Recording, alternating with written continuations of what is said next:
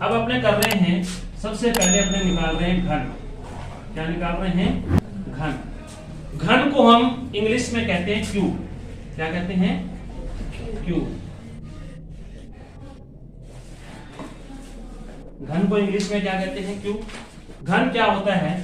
तीन समान संख्याओं का गुणा। तीन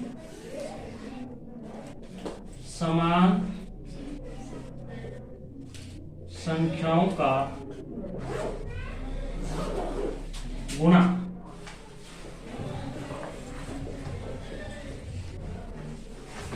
घन कहलाता है। क्या कहलाता है? घन कहलाता है। दो समान संख्याओं का गुणा हमने पढ़ा था, क्या कहलाता था वो? वर्ग, स्क्वायर। लेकिन जब तीन समान संख्याएं हो जाएंगी तो उसको हम क्या कहते हैं? घन। कैसे?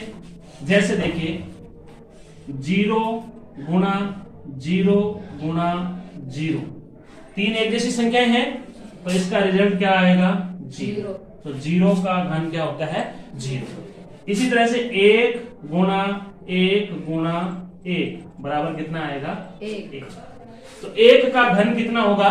1। इसके बाद 2 गुणा 2 गुणा 2, देखिए 2 का 2 से गुणा किया 4 और 4 का 2 से गुणा किया 8, तो 2 का घन कितना होगा? 8। फिर आता है 3 गुणा 3 गुणा 3, 3 तिया 9, 9 तिया 27, तो 3 का घन कितना होगा आपका? 27। इसी प्रकार से 4 गुणा 4 गुणा 4 गुणा करेंगे, 4 चौके 16, 16 चौके 64, 16 चौके 64, तो 4 का घन कितना होगा? 64। इसी प्रकार से हम 5 गुणा 5 गुणा 5, 6 गुणा 6 गुणा 6, 7 गुणा 7 गुणा 7, 8 गुणा 8 गुणा 8, 9 गुणा 9 गुणा 9, 10 गुणा 10 गुणा 10, यानी तीन एक जैसी संख्या है, समान संख्या है। तो इसका करेंगे 5 को 5 से गुणा करेंगे 25, और 25 का 5 से गुणा करेंगे तो कितना आता है? 125। 6 का 6 से करेंगे 36, 36 का 6 से करेंगे तो कितना आएगा? 216। 7 का 7 से करेंगे 49, 49 का 7 से गुणा करेंगे तो कितना आएगा? 343। 8 का करेंगे 8 से 824, सॉरी 64, 64 का 8 से करेंगे तो कितना आएगा? जैसे आपको नहीं याद है तो 64 को किससे गुणा कर लो आप? 8 से। 800 के 32, 2 3, 8 से 48 और 3 कितने होंगे? तो इसका हो जाएगा 512। और 9 को 3 बार गुणा करोगे, 9 9 81, 81 को 9 से करोगे तो 729, और 10 को 10 से करोगे तो कितना? 10 को 10 से किया 100, 100 का 10 से किया तो कितना हो गया? 1000। यस। तो लिखते कैसे? जैसे ब्रैकेट बनाया आपने और ब्रैकेट के ऊपर क्या लगा दिया? 3। तो घन का मतलब होता है 3। जैसे आपको कोई पूछ ले, अब 2 की घात कितनी है? 3 है, इसका मतलब है 2 का घन। इसका क्या मतलब है? 2 का, इसका मतलब है 2 का घन, 2 का घन। इसका आंसर कितना हो जाएगा? 8, क्योंकि 2 को 3 बार लिखोगे तो कितना आता है? 2 की क्यूब का मतलब समझते हो? 2 की 3 का मतलब है 2 को 3 बार लिखा गया है। 2 को कितनी बार लिखा गया है? 3। ये तीनों चीजें आपको याद होना चाहिए। 2 की पावर 3, यानी 2, इसको हिंदी में बोलेंगे 2 का घन, और 2 की पावर 3 है, इसका मतलब 2 को कितनी बार लिखा गया है? 3 बार। और 2 को जब हम 3 बार लिखते हैं तो उसका उत्तर कितना आता है? 8। ये इसका घन है। घन को इस तरीके से लिखते हैं। स्क्वायर को कैसे लिखते थे हम? इसके ऊपर 2 लगाते थे। ये क्या है? वर्ग, और ये क्या है? घन। ये क्या है आपका? वर्ग यानी स्क्वायर, और ये आपका क्या है? घन यानी क्यूब। ये हमें इंग्लिश में भी पता होना चाहिए। इस तरीके से हम तीन जो है घन ज्ञात कर सकते हैं। अब नेक्स्ट जो हम पढ़ेंगे वो पढ़ेंगे घनमूल। अभी हमने घन पढ़ा, अब हम प्रश्नमाला करते हैं 7.1। 7.1 का जो पहला प्रश्न है वो है, कौन सी संख्याएं पूर्ण घन नहीं है? कौन सी संख्याएं पूर्ण घन नहीं है? मतलब पूर्ण घन क्या होंगी? जिसमें जिन संख्याओं में 3 का सेट तैयार हो जाएगा। 3 का सेट अगर तैयार हो जाता है तो पूर्ण घन संख्याएं होंगी, और 3 का सेट अगर तैयार नहीं होता तो पूर्ण घन संख्याएं नहीं होंगी। जैसे अब अपने एग्जांपल से समझते हैं इसको। पहला एग्जांपल है जैसे 216। इसके हम अभाज्य गुणनखंड करेंगे। तो सबसे पहले जब अभाज्य गुणनखंड करेंगे तो 2 पर जाएगा ही जी। तो 2 एकम 2। अब एक साथ आप 16 उतारोगे तो 1 0 यहां लगेगा और 2 8 कितना हो जाएगा 16। यानी जब हम 216 में 2 का भाग देंगे तो 2 एकम 2, 1 उतारा, फिर 1 0, फिर 6 उतारा। 2 अंक एक साथ जब हम उतारते हैं तो 1 0 यहां लगता है भाग पर। 2 8 16 तो 108। फिर हम 2 का भाग देंगे तो कितना आएगा 2 5 10 और 2 चौके 8।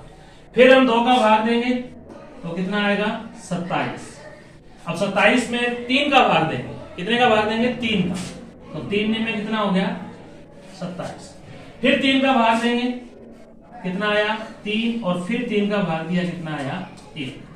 अब 216 को देखते हैं, यहां लिखते हैं 1 2 3। 2 कितनी बार है 3 बार।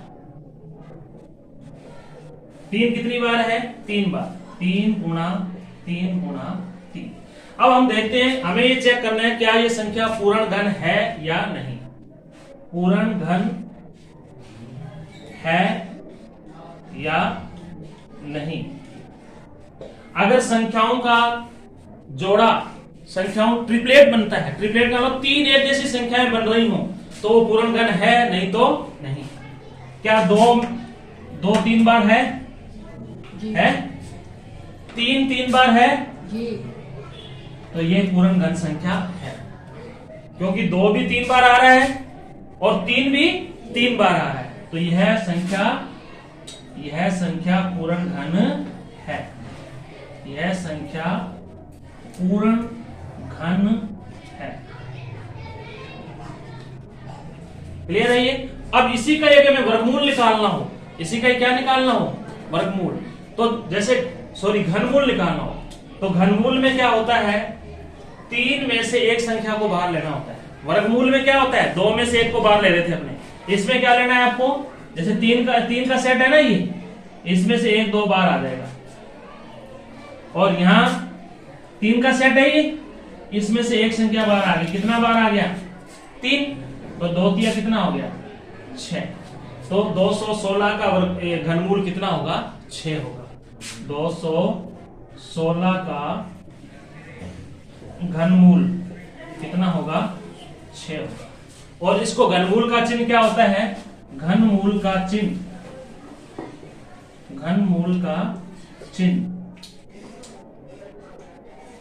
ये किसका चिन्ह होता है वर्गमूल का। ये किसका चिन्ह होता है, इसके यहां 3 लगा दो तो ये घनमूल का चिन्ह बन जाएगा। किसका चिन्ह बन जाएगा घनमूल का। तो 216 ये तो लगा वर्गमूल का चिन्ह है, लेकिन अपने को तो घनमूल निकालना है, तो यहां 3 लग गया तो बराबर कितना आएगा इसके 6। ये इसका क्या हुआ आंसर। समझ में आया आपको घनमूल क्या होता है। घनमूल है, अगर हम बात करें घनमूल होता क्या है, घनमूल जो है उसकी परिभाषा घन की विपरीत